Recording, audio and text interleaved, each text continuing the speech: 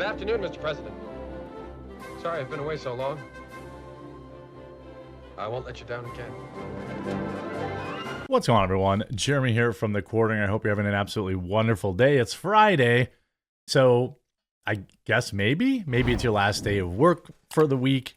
I know that's not the case for me. I'm sure I'll be working Saturday, but this week has been a very dangerous one, honestly. A one that is was mired with heightened emotions, fear, actions that obviously, are just abhorrent. We've seen several state capitol buildings or, state buildings overrun by protesters that will not get, hey, protesting's totally fine. From one of the video clips I saw, it didn't exactly look like protesting to me. It looked like a mob.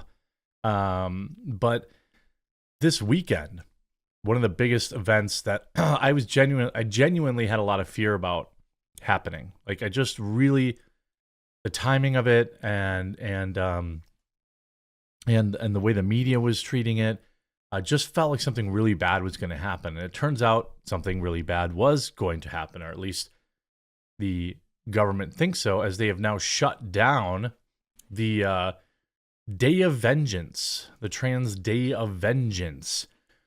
See, the rhetoric used really by both sides is primarily responsible, I believe, for escalating things the way that they have been. Now, we don't yet have, say, the manifesto from the individual who did the coward that did the thing they did this week, but certainly there is this heightened rhetoric around they're coming and they want to eradicate you and blah, blah, blah.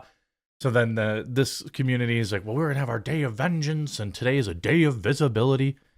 Like, they need a day of visibility. If you open Twitter or any corporate media site, all you see is this stuff. But the event was now shut down. A trans activist group has called off their planned Trans Day of Vengeance after warnings of a credible threat to life and safety. The rally was due to be held Saturday in Washington, D.C., but organizers of the Trans Radical Activist Network said Thursday that threats on social media have led to them to make the decisions to cancel the event. Now, what might have been a better approach, an approach that would have been more marketable, in my opinion, is saying, hey, with everything going on in this country, everything that happened this week, maybe we need to move this around. Or maybe we should change the name of it, but, we've got the president of the United States down on one knee for this tiny group of people too. So I guess why would they show any decorum whatsoever? The demonstration would have been held outside the Supreme Court, but astronomical amounts of hate from the world forced them to cancel. The event comes days after, obviously, everything that happened in Nashville.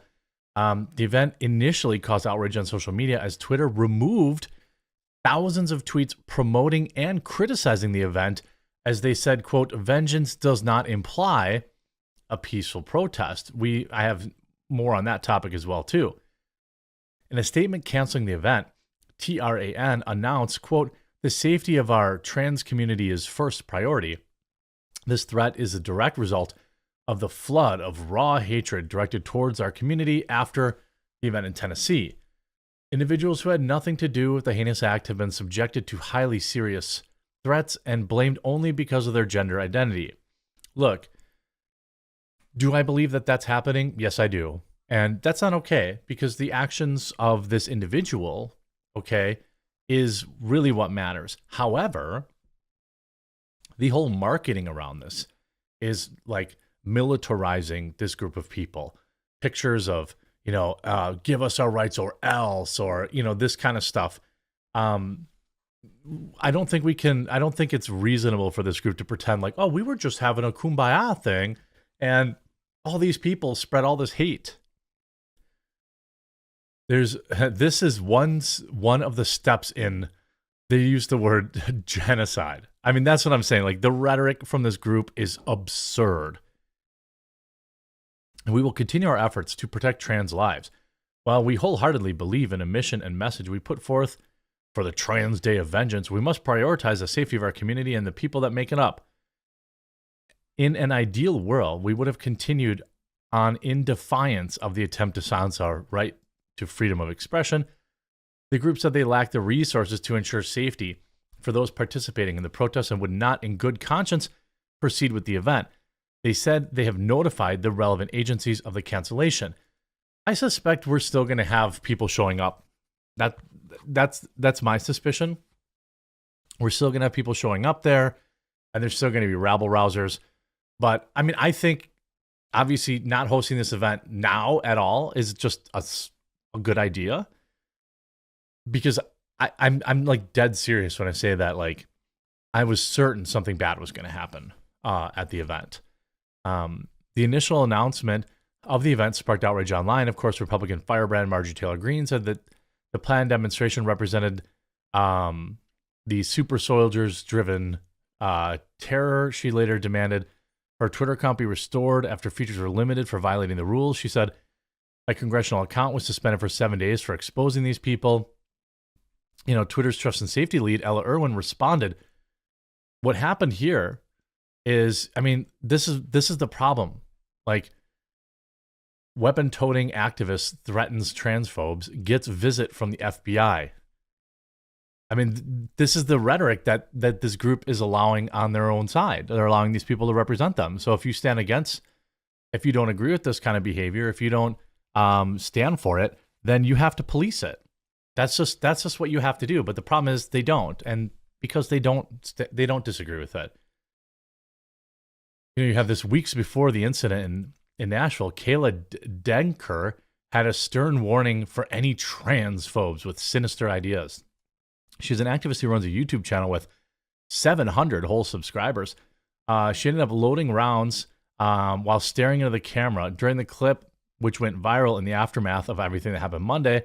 While advocating for trans people to arm ourselves is not any kind of solution to, again, this word they're using, genocide, we're facing. I do want to say that if you transphobes try to come for me, I'm I don't know. I don't know. I guess it's whatever.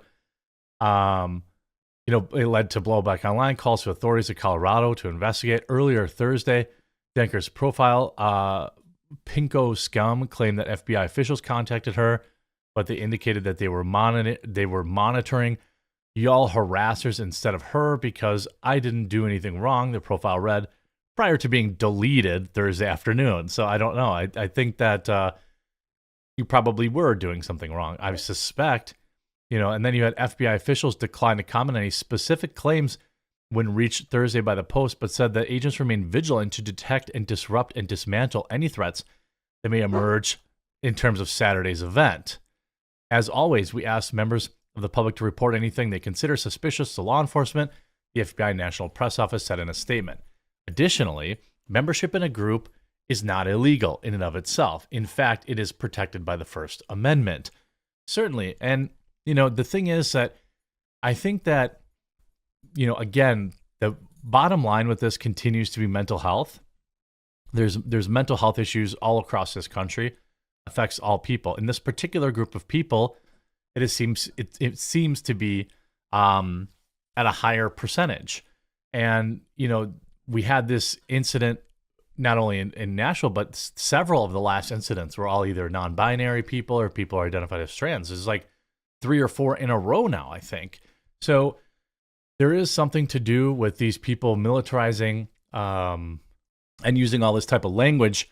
And then you have, you know, Twitter with these, you know, long explanations essentially for covering for the whole situation. Why are they blocking out? You see, sharing information surrounding media that we have determined will not be allowed based on our policies. This thread is intended to cover the most common question being asked. So they're talking about, you know, people sharing the poster of this event, reporting on this event, and having Twitter remove them.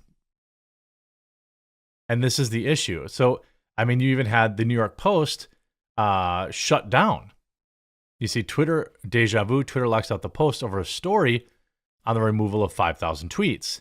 And these tweets were around this day of vengeance that was initially planned. So, I suspect that, something, I think everyone needs to just calm down and go back to, going to work and coming home and becoming a good member of society, as opposed to ratcheting up the rhetoric that undoubtedly, in my opinion, would have led to something very bad happening this weekend. And that doesn't mean that it won't. I had a very bad feeling about it. Even Twitter now, blocking that term. Now, they said it was a mistake and they did correct it pretty quickly, but there was a lot of, twitchy groups behind the obnoxious, divisive, hateful, nonsensical Day of Vengeance have decided to call it off, not because a member of their community went after Christians. No, they claim it's because they received credible threats to life and safety. The irony, right? Hey, not a whole lot of sympathy here, folks. You can't spend months spewing hate-filled rhetoric about the side to mentally unwell people and act surprised or play the victim when a member of your community does something horrific, like going after helpless Christians. As usual, though they're the real victims. But I'm assuming that someone got a phone call. Vengeance Day isn't very vengeancey than if you are scaredy little dweebs. Again, the organizers found a way to make this about them again. I'm sure Joe Biden will spend 7 minutes on his knees today in their honor, because that's the kind of joke of a country we live in right now. I hope you enjoyed this video. If you did, make sure you leave a like on it, a comment down below. Make sure you check out Coffee Brand Coffee's brand new cold brews. I'll leave a link in the description. The sampler pack is really good. These are top selling items for us. So now that they're back in stock and we've expanded it, I'd love for you to give it a try, and we'll talk to you again real soon.